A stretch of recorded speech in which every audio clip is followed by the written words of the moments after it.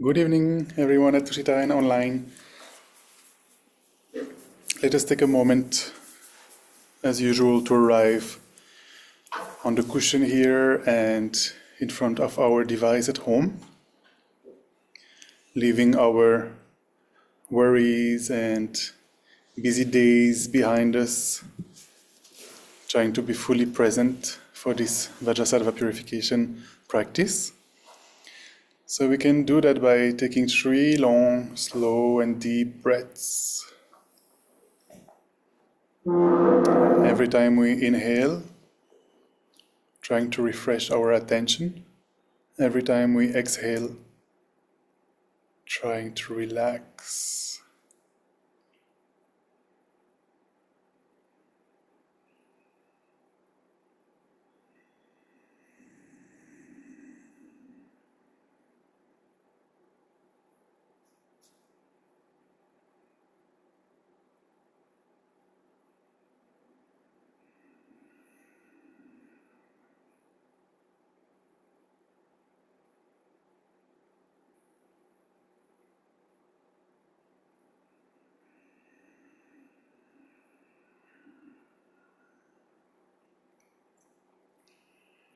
Then let us start with 5 minutes of shamatha practice.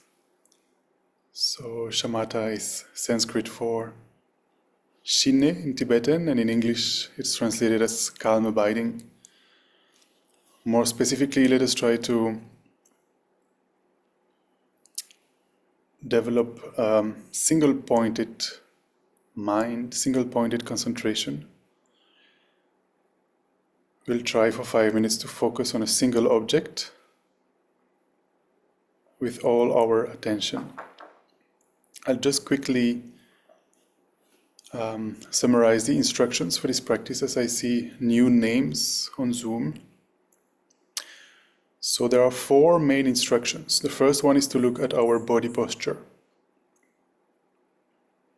If you're sitting on a chair, that's good. Just make sure you're not leaning against the support of the chair, not leaning too much forward either. If you're sitting on the floor, that's of course the best. And the ideal, if you're sitting on the floor, is to sit in the full lotus posture. That means with both feet on top of the opposite leg. That might be a little bit challenging. Make sure you're not pushing your body, you're not forcing. Make sure you're sitting comfortably. You can simply sit cross-legged or in a half lotus, or even the way the monks sit in Burma with one leg in front of the other. Today Vajrasattva is hidden by the mountains of offering everybody brought. Thank you. Sorry people on Zoom, we will have a delight after the session.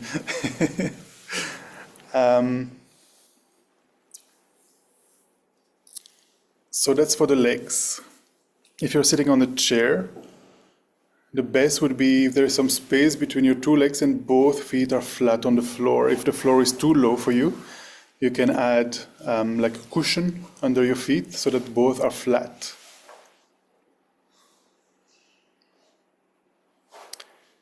Then the hands, traditionally we place them in what is called the concentration or meditation mudra, with your right hand on top of the left, the 2 thumbs slightly touching, and this rests on your lap. Allow some space between your arms and your body. The most important when it comes to the posture is for the body to be upright, for the back to be straight, for the spine to be aligned. You can imagine there is a string pulling from the crown of your head, keeping your body upright. The neck is aligned in a continuation of the spine. You can very gently tilt the head forward, not too much. If your head is too much upwards, then there is a tendency to have more distraction with thoughts. If it's too much downwards, then we tend to fall asleep. So try to find a middle way.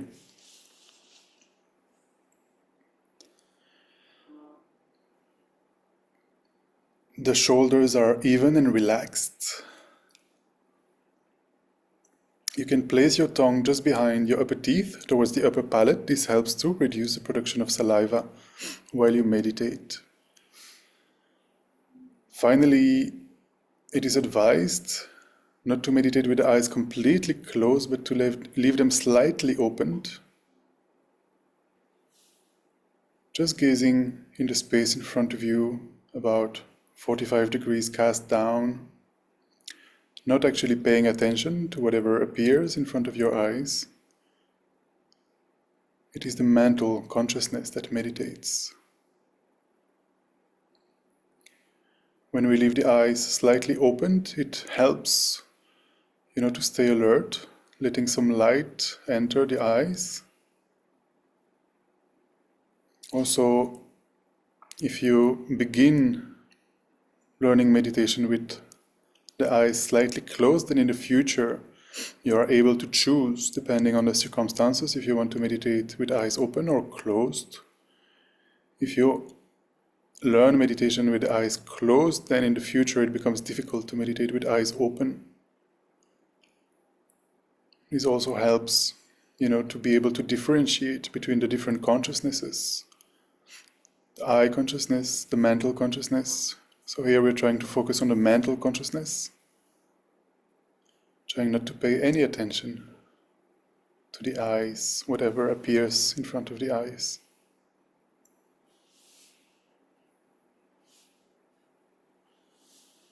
So it's very helpful actually to learn to pay attention to only one of the consciousnesses. We have the 5 senses consciousnesses and the mental consciousness. So for example, if you're in a loud environment or a smelly environment, you can learn, not to pay attention to that and to focus on what you're doing.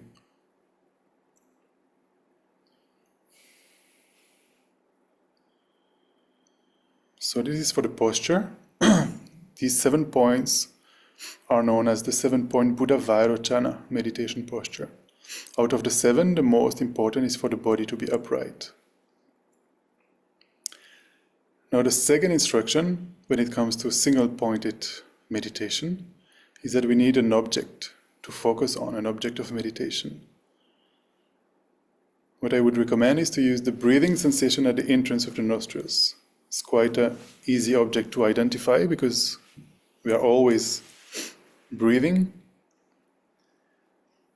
And this spot is quite small, just the entrance of the nostrils. So also we can really focus on that. More specifically, the sensation. As you breathe in, you might feel the air is a little bit cool. As you breathe out, it'll be warmer. Try to focus on the sensation there at the entrance of the nostrils. And we'll try to remain there for 5 minutes.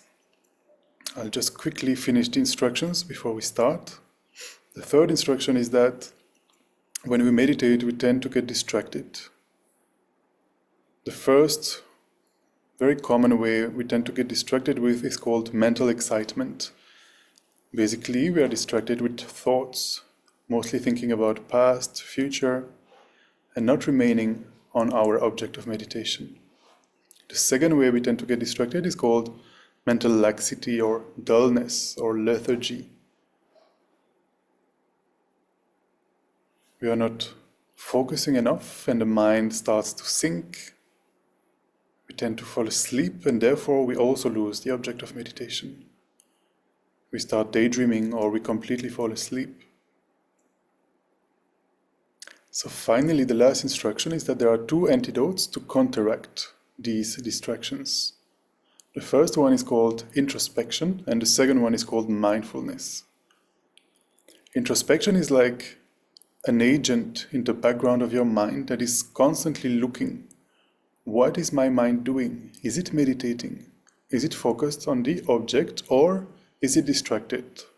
Distracted with thoughts or with lethargy, for example.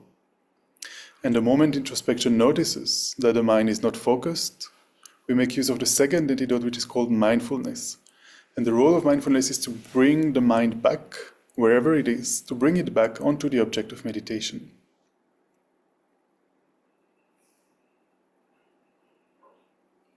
Let us try and do that for about 5 minutes, trying to remain focused on the object of meditation as much as possible. If you are a beginner like me, then it's very normal that you will be distracted. You will lose the object again and again. This is normal, it's fine, but make sure that you use the antidotes. Make sure that you are paying attention. Is my mind meditating or not? And if not, immediately make the effort to bring it back gently onto the object of meditation. Let us do that for about 5 minutes.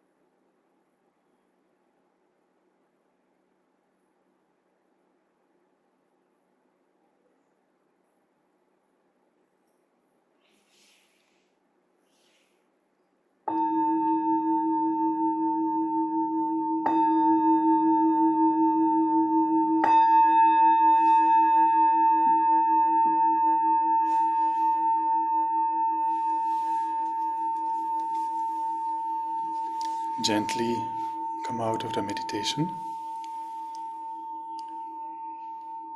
And now that our minds are hopefully a bit more focused, let us try to establish a good motivation for this session.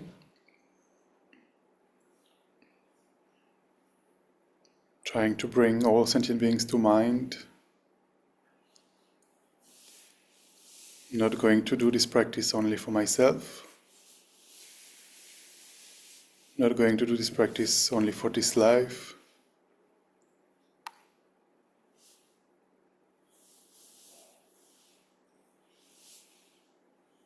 Trying to broaden our minds, trying to open our hearts to all sentient beings. We can start by remembering how each and every single sentient being wants to be happy. How each and every sentient being doesn't want to suffer, doesn't want to experience pain, fear, misery, sorrow, depression, anxiety. Everybody is looking for happiness, for pleasure, for good experiences, for fearlessness, calm, and so on and so forth.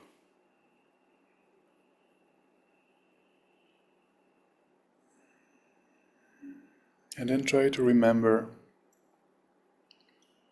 how each and every sentient being is most kind to us. In fact, everything we know, everything we have, is due to the kindness of others. The fact that we can communicate, somebody taught us the language,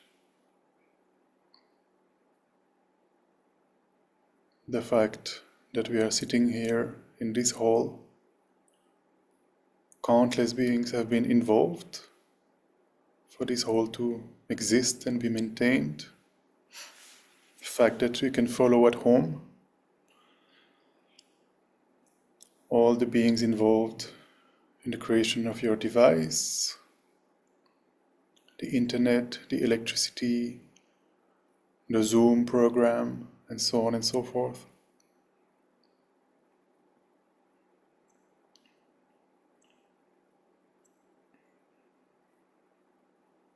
The fact that we have clothes, food,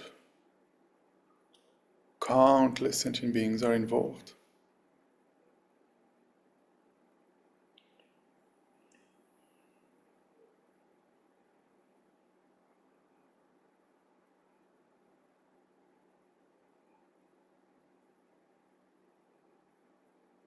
Try to bring to mind how each and every sentient being has been kind to you in the past, in the present.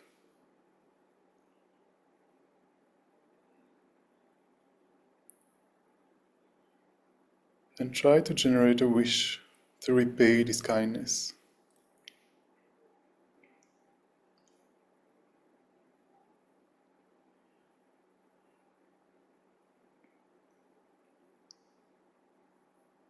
Not only equally repaying the kindness, but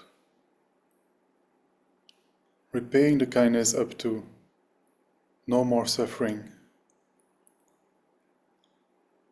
endless pleasant experiences, everlasting happiness.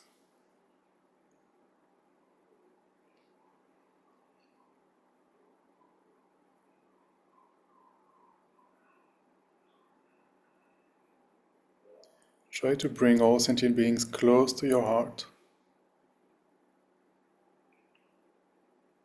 Try to see each and every sentient being as near and dear to your heart.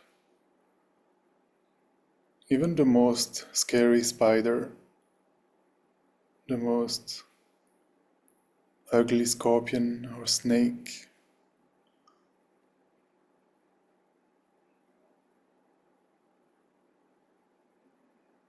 Consider how in the past they have been your near and dear ones, and now they have these present appearances due to their karmas.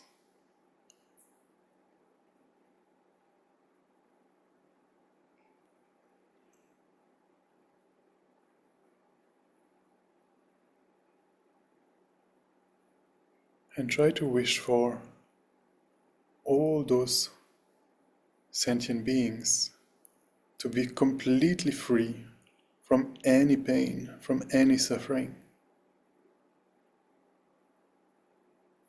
from any unwanted experience,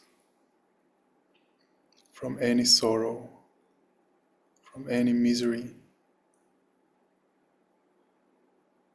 Try to open your heart and wish for all sentient beings to be free from suffering and the causes of suffering, which are the afflictions and the karmas.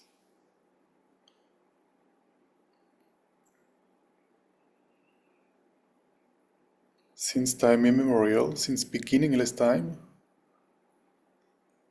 I and all sentient beings have been trapped in the vicious prison of the mind, the vicious prison of self-grasping ignorance, the root of all the afflictions, the root of all our problems. We are perceiving ourselves and phenomena as existing truly, inherently, intrinsically, independently, objectively. Everything appears as very solid, very real.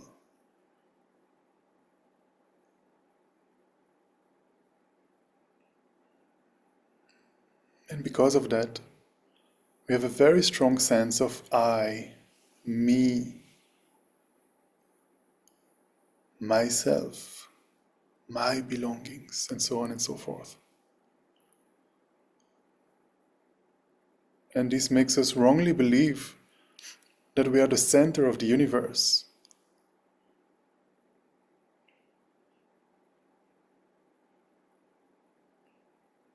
We feel I am more important than others. But if we check, if we look, if we analyze, this is completely unreasonable. There's absolutely no logic behind this thought. Just like myself, everyone else wants to be happy. Everyone else wants to avoid suffering. Everyone wants good experiences and wants to avoid bad experiences.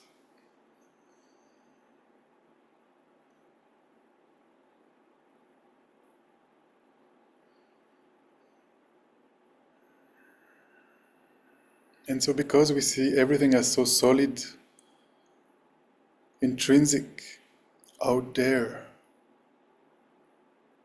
and because we feel we are the center of the universe, all sorts of mental delusions come about, such as anger, desire, jealousy, hatred, pride, anxiety, depression, and so on and so forth. You name it. The Buddha talked about 84,000 of such afflictions, or klesha in Sanskrit.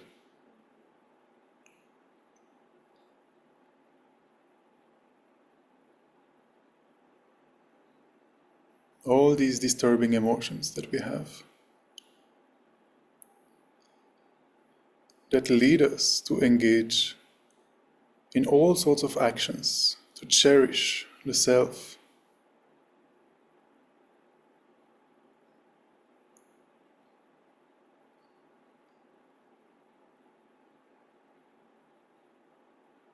Most of these actions being negative, non-virtuous, such as killing, stealing, lying, cheating, gossiping, divisive speech, and so on and so forth.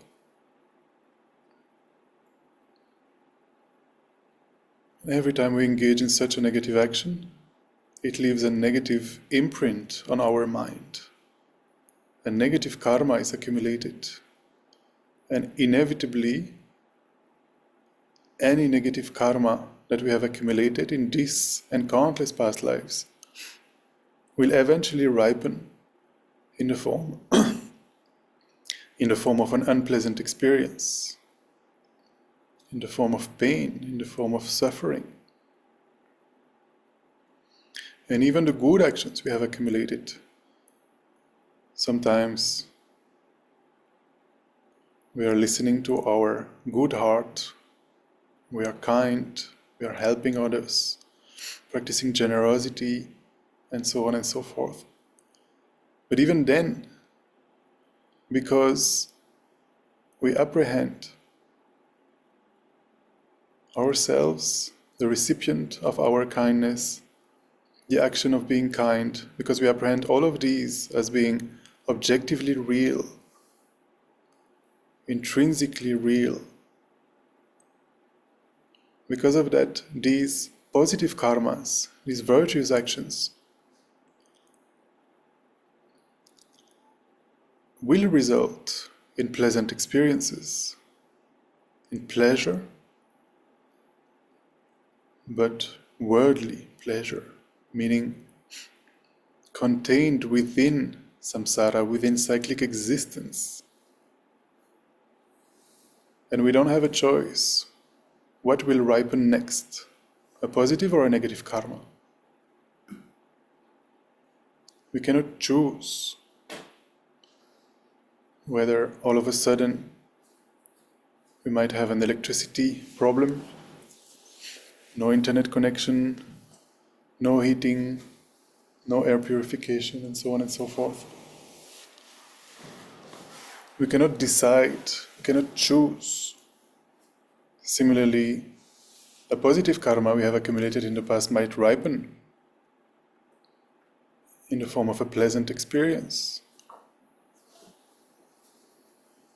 Someone might suddenly, ring your door and bring you a gift that you have been wanting for a long time. We never know what is going to happen. We don't have a control over the experiences that we make. And this lack of control is precisely what samsara is.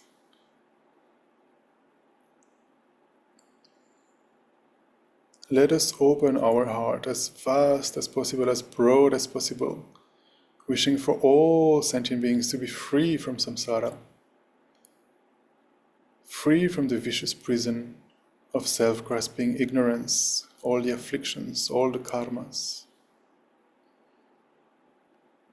May all sentient beings be free from suffering and the causes of suffering.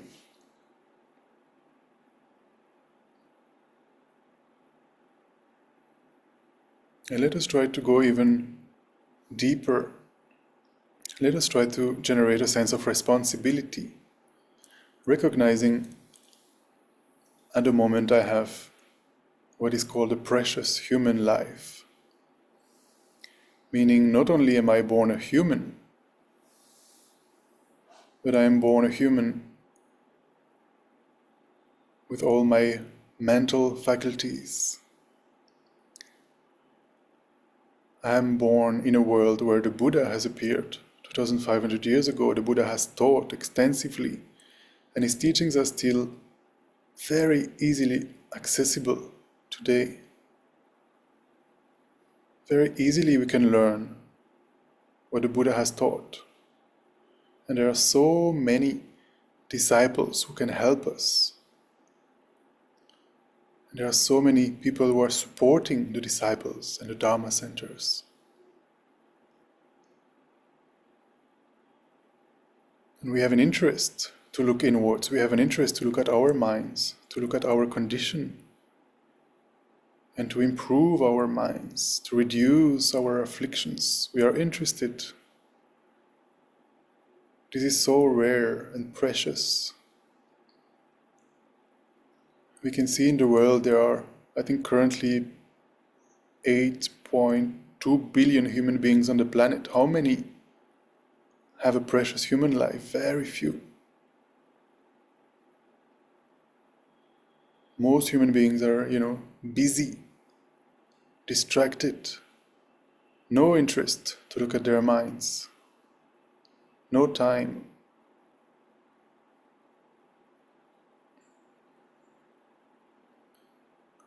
considering this precious opportunity we have. It is our responsibility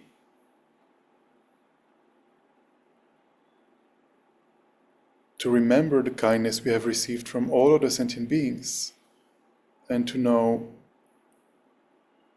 do the purification work on our minds, to purify our minds, to eliminate all the afflictions in order to help them.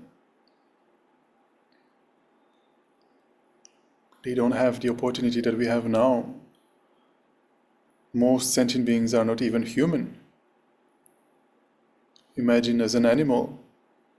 There is absolutely no way as an animal to even have an interest to look inwards, to identify afflictions, to purify the mind.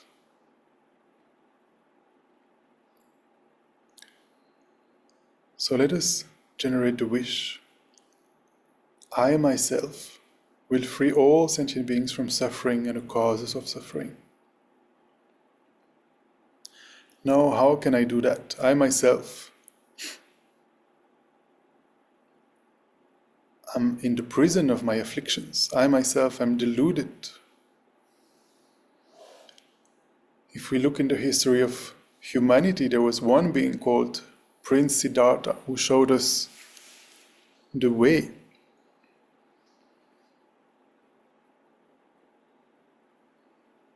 That by opening the heart and meditating on the middle way, meditating on the emptiness of objective existence, of the self and all phenomena, the emptiness of inherent existence, the emptiness of independent, objective, intrinsic existence, then gradually we can eradicate all the disturbing emotions.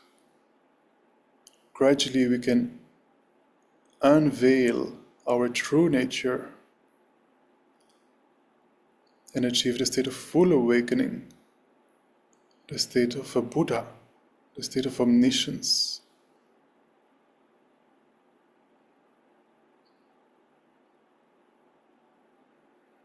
And a Buddha, being omniscient, knows perfectly how to guide sentient beings, knowing their past, present, and future, knowing their abilities, knowing their dispositions. A Buddha can manifest, can teach whatever is necessary to help others.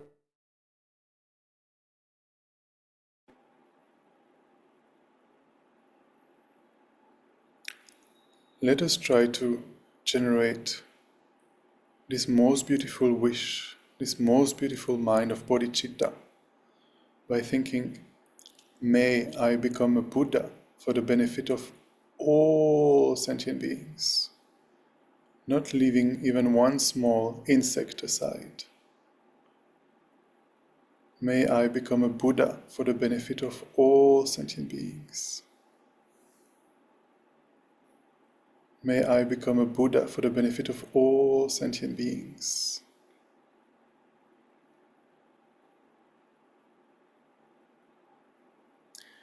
With this motivation in mind, let us engage in the Vajrasattva purification practice. We can turn to page 5 of the text.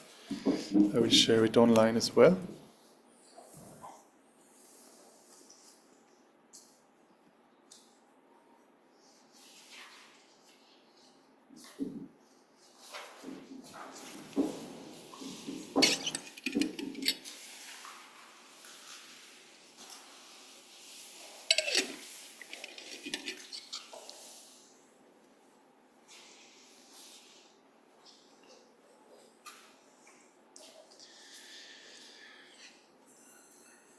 So the practice starts with a short visualization.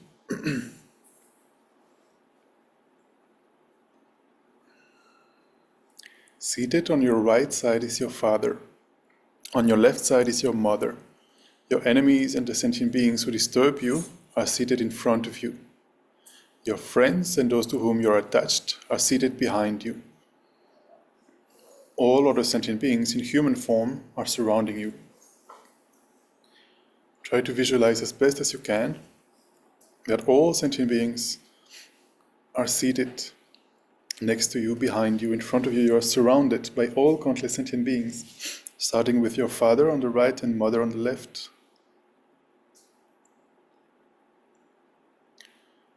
Then in front of you, visualize the objects of refuge. So there are two ways of doing this. The simple one is to simply visualize in front of you the Buddha Shakyamuni, imagining all the Buddhas are abiding in him, are embodied in him.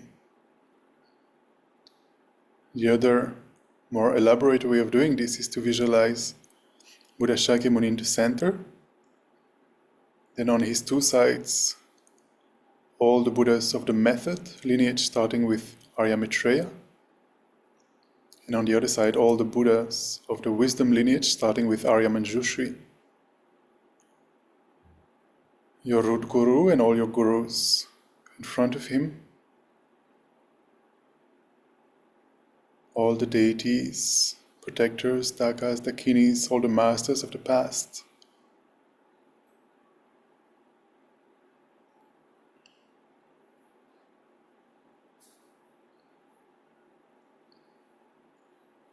And then we'll recite the following verse together.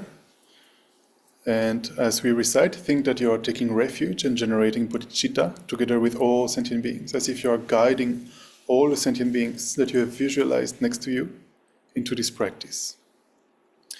We will read once in English and then we'll chant twice in Tibetan. I take refuge until I'm enlightened in the Buddha, the Dharma, and the Supreme Assembly. By my merits of generosity and so forth, may I become a Buddha to benefit transmigratory beings. Sangye chedang tsoge chognam lai janchu bardo dagne kyapsoi che dagi jinsoi gibe tsognam ki jola penchir sangye drubar sho. Sangye chedang tsoge chognam lai janchu bardo dagne kyapsoi che dagi jinsoi gibe tsognam ki jola penchir sangye drubar sho. So now this practice of Vajrasattva is actually the practice of the four opponent powers. And reciting and visualizing the purification with the mantra of Vajrasattva being the power of remedy, the actual antidote. But the four opponent powers counteract the negative karmas we have accumulated in the past. And the first of these four opponent powers is the power of regret. It is the essential opponent power. We have to start by regretting the negative actions we have done in the past, not in the sense of feeling guilty, but simply knowing that any negative action we do will result in a suffering in the future, in an unpleasant experience, simply wishing not to experience that pain, not to experience that misery. This is the healthy sense of regret that we are trying to generate here. Wishing to be free from suffering, to purify the negative actions we have done in the past, not to experience the suffering results. So let us recall the definition of a negative karma, any action that results in suffering. Generally, this is an action motivated by ignorance, attachment, or anger.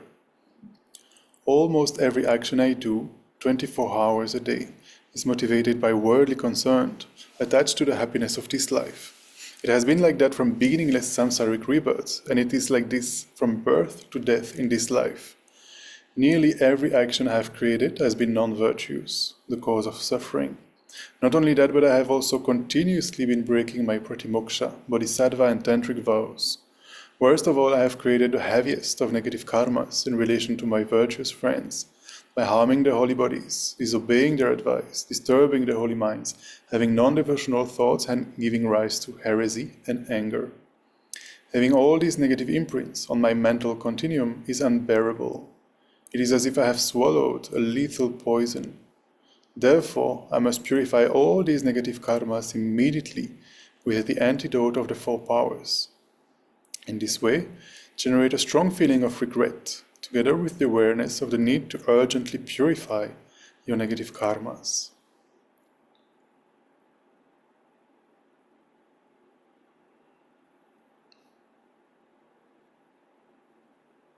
You can try to recall, in this life, you might have killed some insects, you might have told many lies, stole something from a shop, you might have cheated someone, you might have gossiped a lot, used harsh words or divisive speech. So try to generate a sense of regret for all of these and imagine in the past, countless lives, how many more of these actions we must have done.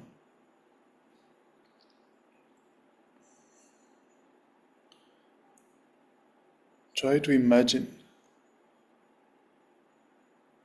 and give rise to the wish, not wanting to experience the suffering result of these actions.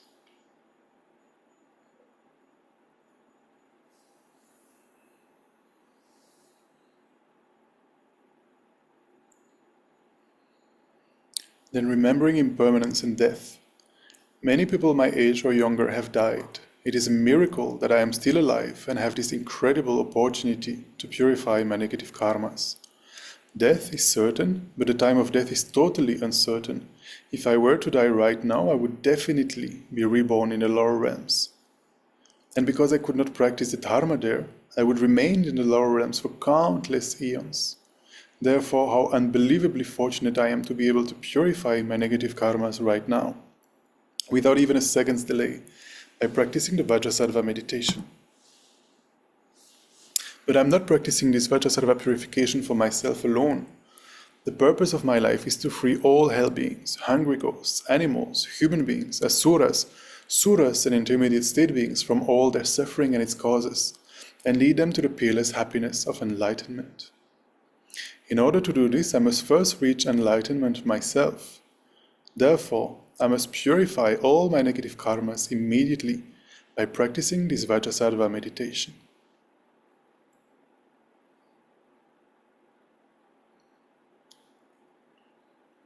Now let us visualize above the crown of our head. Visualize, imagine mentally that there is a beautiful lotus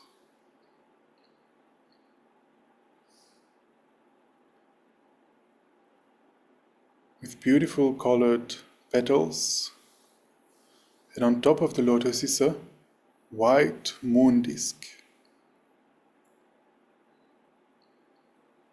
On top of this moon disk, my main teacher, my root guru, is sitting. And for this practice, he is taking the aspect of Guru Vajrasattva. His body is made of a beautiful, radiant, white light. His body is made of light, is hollow, beautiful, radiant, white light. Try to visualize him as best as you can. He has one face and two arms. He's sitting in the full lotus posture. In his right hand he holds a Vajra, and in the left hand he holds a bell.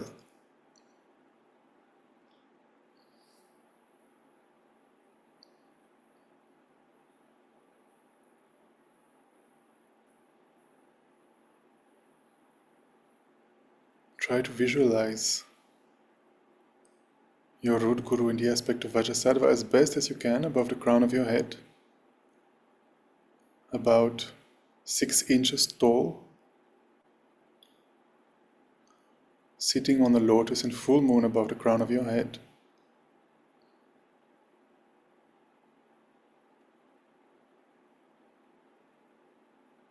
And think that Vajrasattva is my root guru, the holy mind of all the Buddhas, the Dharmakaya. Out of his unbearable compassion, encompassing me and all other sentient beings, he appears in this form to purify me and all sentient beings.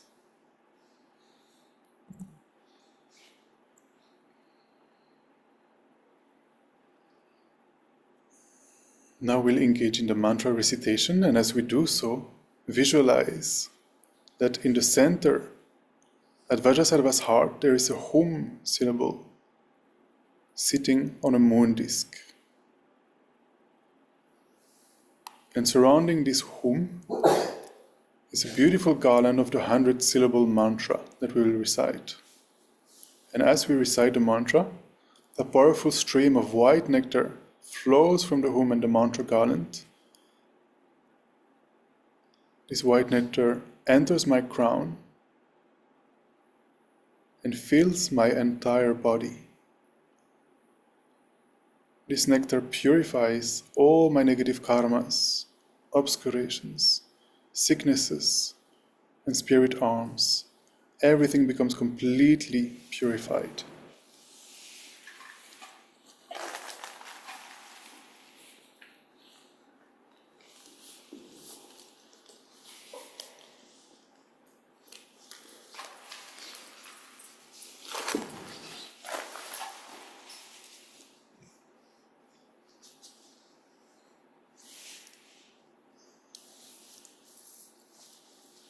So we can do the mantra recitation for about maybe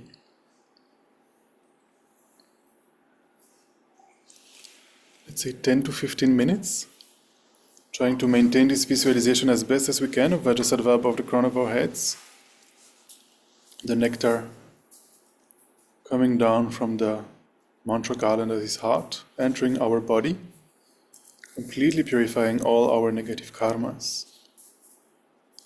We can imagine this nectar flowing and flowing, filling the body, and the negativities, the negative karmas, negative actions we have done in the past, living through our lower openings. We can visualize them in the form of black smoke, black snakes, scorpions. They are escaping our body, entering the soil, the ground, and imagining that we are totally liberated from them, totally purified.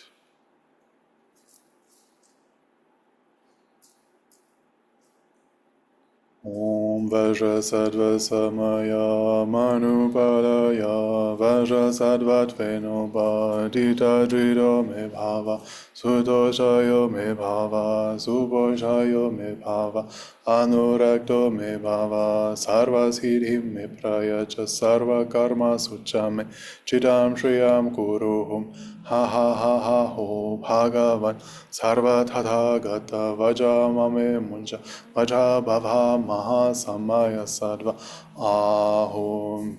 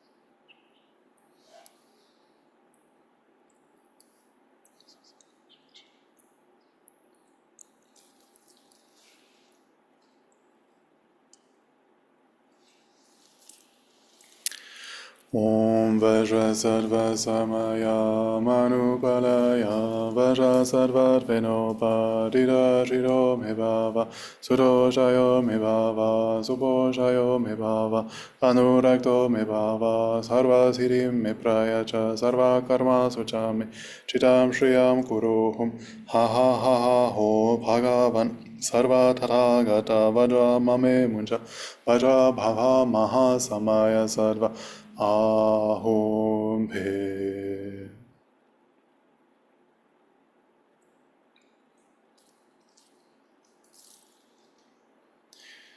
Then we can read together at the bottom of page 8. Through ignorance and delusion, I have broken and degenerated my commitments. Guru, be my savior and refuge. Lord, holder of the Vajra, endowed with great compassion, in you, the foremost of beings, I take refuge. And then we'll apply the last of the 4 opponent powers, the power of restraint, making a commitment to Vajrasattva that in the future will refrain from engaging in negative actions. And let us make a realistic promise. For example, we can, for most of us, I think it is easy, for example, to refrain from killing human beings. So we can, make a promise that until the rest of our life, we will not kill another human being.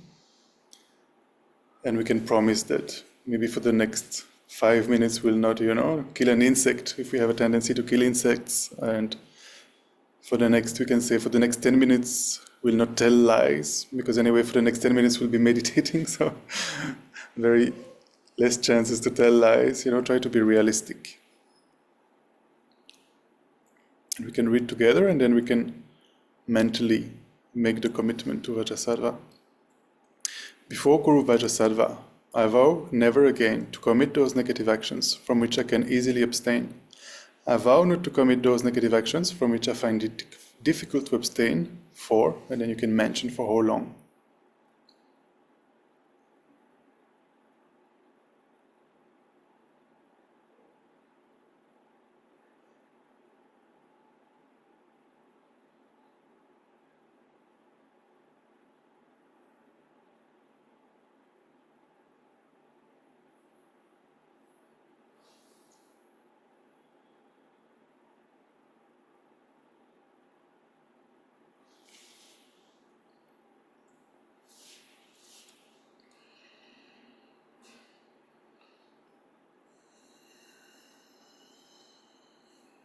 And then imagine that above the crown of your head, Guru Vajrasattva says, child of the lineage, your negative karmas, obscurations, and broken and generated samayas have been completely purified.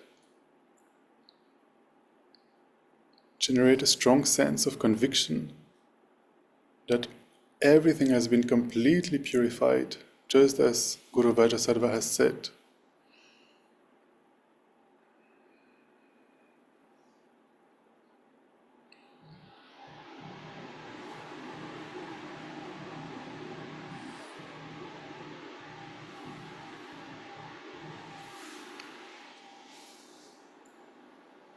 In a Vajrasattva retreat that Lama Zopa Rinpoche has led, he mentioned that this is a really important part of the practice, to generate this conviction, that as a result of the practice, we are now totally free from all the negative karmas of the past.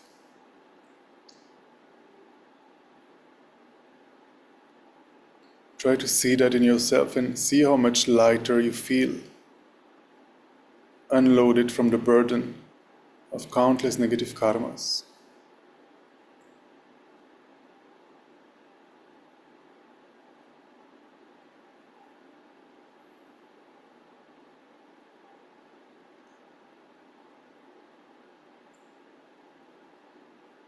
Then visualize that Guru Vajrasattva is extremely pleased with your pledge. He melts into light and absorbs into you.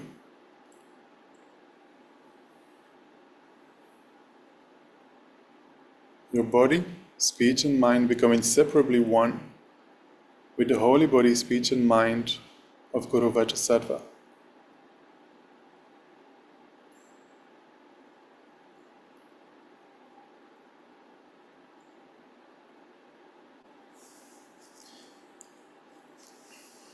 Imagine how that must be to have the body, speech and mind of a fully awakened being, of a Buddha.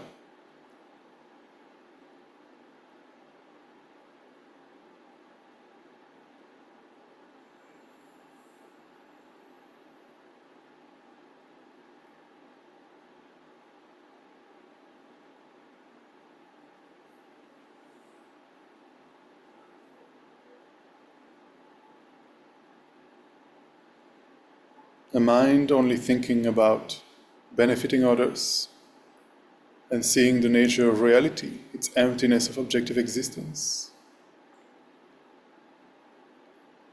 A body and speech that is only there to serve others. And in this absorption, let us briefly meditate on emptiness, thinking that in emptiness there is no I, the creator of negative karma.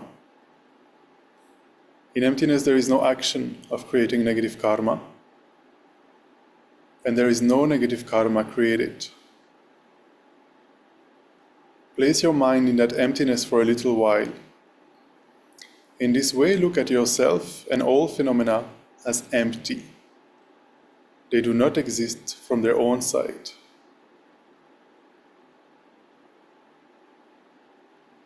They are devoid of objective existence.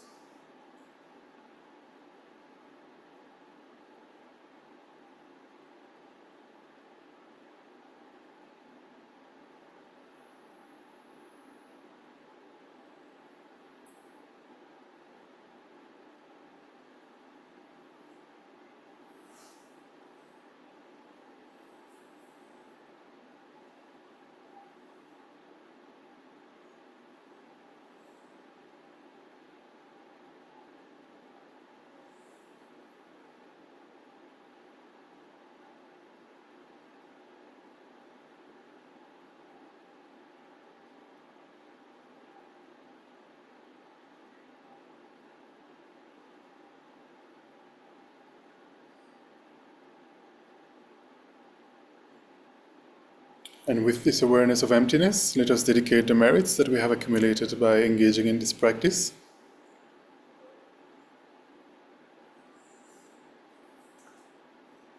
We can read once in English and then chant it in Tibetan. May the precious Supreme Bodhicitta, not yet born, arise. May that arisen not decline, but increase more and more. Jai Joseph Jogrim Boche Ma Ge Banam Ge Girochi Ge Banyam Ba Me Ba Yi Goine Gondoi Be Warasho.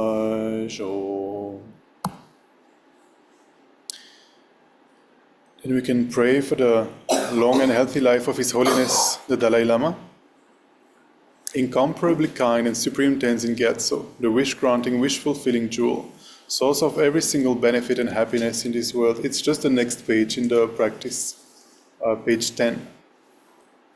Lavi, it's in this practice, page 10. Incomparably kind and supreme Tenzin Gyatso, the wish-granting, wish-fulfilling jewel, source of every single benefit and happiness in this world, may you have a long life and all your holy wishes be spontaneously fulfilled. Jingtem kam dipende malu pagan le joe sampeli geno kadrin zo meten zin yazo choi kuze tenshi tojel henjoy sho.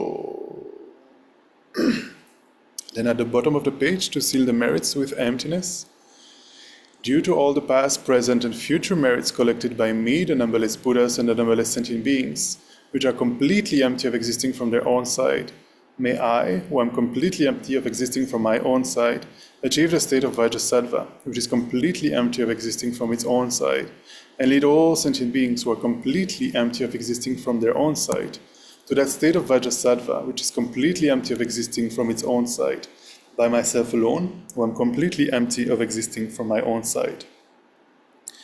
And in the two next verses, we can read once in English and then chant them together in Tibetan. I fully dedicate all these virtues to be able to train just like the hero Manjushri who knows reality, and just like Samantha Bhadra as well. I fully dedicate all my roots of virtue with the dedication praised as the best by all the gone beyond victorious ones of the three times in order to have good conduct. Jambe bawe jita genpa dan kunto sambo de yan de ji de da kungi je zoi da loi ji gewa de da ram che rap tu ngo du som je be gewa ram che ki ngo wa gong la cho tu nga ba de da ki ge we tsa wa de kun kyang zambo je je rap tu ngo wa gi. Then we'll turn to the swift return prayers for Lama Zopa Rinpoche.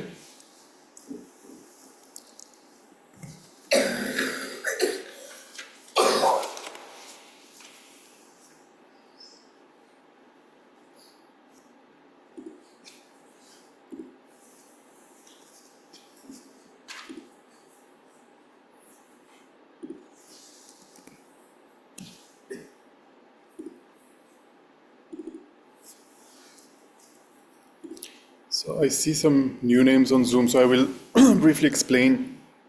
Lama Zopa Rinpoche is actually the founder of Tushita together with Lama Yeshe. But not only Tushita, also the whole organization that is called the Foundation for the Preservation of the Mahayana Tradition, which comprises about 130 centers, projects and services around the world, and Tushita is one of them. So they started creating these centers in the 70s, after leaving Tibet, occupied Tibet. Here in India, they were requested, to share their knowledge about the Buddha's teachings. And so gradually, over the years, Dharma centers opened all around the world to share the Dharma. And almost 2 years ago, in April of 2023, Rinpoche took the aspect of passing away. So in the Tibetan tradition, there is this tradition of looking for the reincarnation of such enlightened masters. For example, His Holiness the Dalai Lama is known as the 14th Dalai Lama, the 14th incarnation of the first Dalai Lama. So similarly, we are making strong prayers so that Rinpoche comes back soon and continues, to teach and continues to guide his disciples and continues to lead the whole organization. So we'll read only the prayers that is composed by His Holiness the Dalai Lama. That is the first prayer. His Holiness immediately, composed this prayer for the disciples of Rinpoche to recite almost 2 years ago, and most disciples have been reciting this prayer almost every day ever since, and until Rinpoche comes back in a fresh body, full of energy and a young body. Peerless teacher and assembly of the children of the victorious ones, Shravakas and Pratyekya Buddhas, victorious law song father and sons, along with the lineage masters, all the objects of refuge of infinite lands, please bestow the virtue and goodness of accomplishing this prayer here and now. Holding and spreading the Muni's precious and complete teachings through explanation and practice, you are the armor of patience that is never discouraged. Incomparable, venerable Guru, to you I make request. While striving single-pointedly for the sake of the victorious one's teachings, the sole gateway through which all benefit and happiness emerge, and from other living beings, you suddenly departed to peace. What a great loss! Nevertheless, through the undeceiving truth of the blessing of the ocean of the three jewels and the great waves of bodhicitta of the children of the victorious ones, may the smile of a reincarnation swiftly beam in glory for fortunate disciples. Let us also dedicate the merits that we have accumulated here and the merits we have accumulated in the past, so that the wars that are happening around the world immediately come to an end.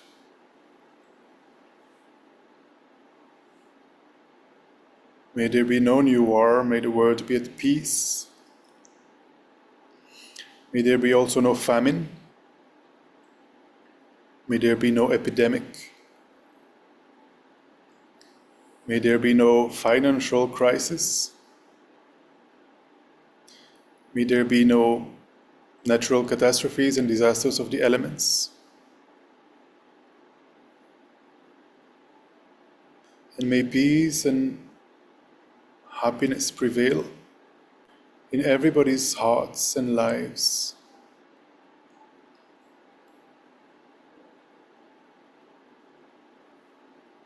Thank you very much, everyone, for joining in person and online. Sorry, everyone online now. We will stop the Zoom and we will enjoy a mountain of snacks and sweets that have been offered. And please join us tomorrow online for the debate class, the weekly debate class, 6:30 p.m. only on Zoom. And on Monday we are welcoming Serkong Tsentrab Rinpoche, who's a very enlightened master. He's coming for the first time to Tushita, Delhi. Many of you might know him from other FPMT centers. He often goes to Tushita Dharamshala, Root Institute in Bodh Gaya, and so on and so forth, and travels extensively in the West. Regularly teaches also at the nunnery in Dharamshala in Tosamling. So we are very fortunate to welcome him next Monday, and he will teach on the Four Noble Truths. So very welcome to join us next Monday, 6:30 p.m. in person and online. Our Zoom account is limited to, I think, 100. So we'll also live stream it to our YouTube channel because people will be watching Rinpoche from all over the world. And I believe it will also be translated in, the teaching will be translated in Italian over Zoom. So we'll try to give priority to the Italians for Zoom, and whoever understands English can follow on YouTube, or even better, come in person. Then you will also receive the blessings of Rinpoche in person. So thank you very much, everyone, and have a good evening. See you soon.